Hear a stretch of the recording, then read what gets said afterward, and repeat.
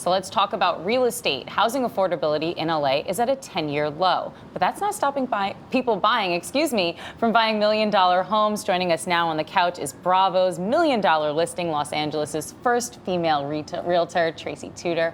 Thank you so much for joining us. Thank you for having me. So I saw that house sales in LA were really slowing down at the end of last year, and I'm wondering if that has continued now into 2019, and if you guys have really been feeling that in the real estate market out Last in LA. year was a bit of a mess, I think, for everyone. You know, I think we saw prices in New York slipping. And you know, usually the LA market follows what happens in New York. So towards the last quarter of 18, we saw a dip, and we're seeing still that dip is prevalent, but the market softened. It's not tanking. Buyers are still out there, but the luxury market at over 10 million has definitely slowed down a bit. How much of that slowdown do you tie directly to mortgage rates? I mean, it seems like we're seeing things start to bounce back just a bit. Yeah, the mortgage rates are kind of holding steady. So I'm seeing more buyers out in the market, particularly in the under $5 million market, where there's a lot of lending going on.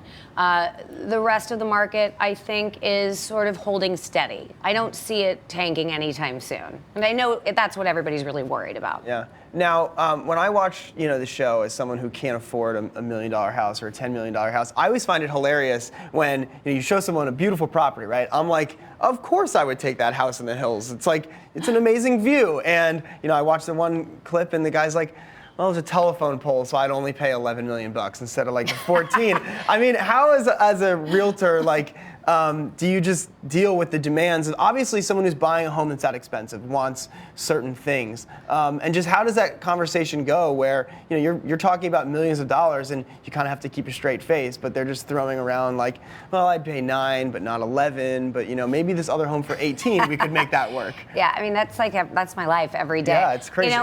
Everybody has their demands, and I always say to my clients, particularly my buyers in that luxury price point, we all want 100 things, right? But pick your top 5, whether that's location, view, bedroom count, square footage, pool, whatever those things are, and put them in order. If you get 3 out of 5 of those top 5, buy the house. Yeah. Because nothing's perfect, and there is going to be the view that's going to have the telephone pole, and you're going to have to. I've been up there. It's a lot of poles up there. There's a lot of telephone poles, but those views are pretty special. So, what are the things that your clients or your customers are really looking for right now? Of those 5 things, I mean, what's the most in demand? Views are always in demand. I think whether it's an ocean view or a city view from Truesdale and Beverly Hills or Malibu, people love a city view or an ocean view, and that seems to be what tacks on that extra 10%. So I want to talk for a minute, because you are the first female realtor on a $1 million listing LA. What is it like to be a woman in this space that seems to be pretty male dominated when it comes to these luxury homes? It's interesting that you say that, because really over 60% of people in the real estate business are women. But the people that are running most of the companies are men. Right. I'm lucky enough to be at a company that has women at the helm of it. Obviously, we have Howard Lorber, who's our chairman, but Dottie Herman is a major influence, and Susan DeFranza, who runs new development for the company, also at the helm. So I have 2 great women working at my company. That's why I went there. I think being a woman in real estate can be challenging. Certainly being the only woman on the show was challenging. But you got to kind of put up your dukes and get out there and show that you can do just what they can do. Right. Going back to the luxury market, I'm always struck when you look at some of the hottest real estate markets, not just in the US, but globally, how much Chinese buyers have sort of distorted the prices. And we've seen a lot of governments start to crack down on that.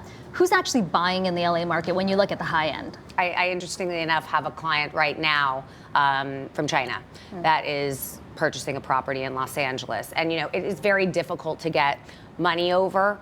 And so that's become quite a challenge, but they are willing to pay the prices that, a lot of local buyers would not. So are you seeing a lot of foreign buyers getting into the market, very not just much Chinese? So. Not just Chinese. Foreign buyers in general are getting into, particularly in the LA market. I think people are wanting to be on the West Coast. I mean, there's really nothing better than California as far as weather and lifestyle. So the money is really starting to come in internationally, and it's nice to see.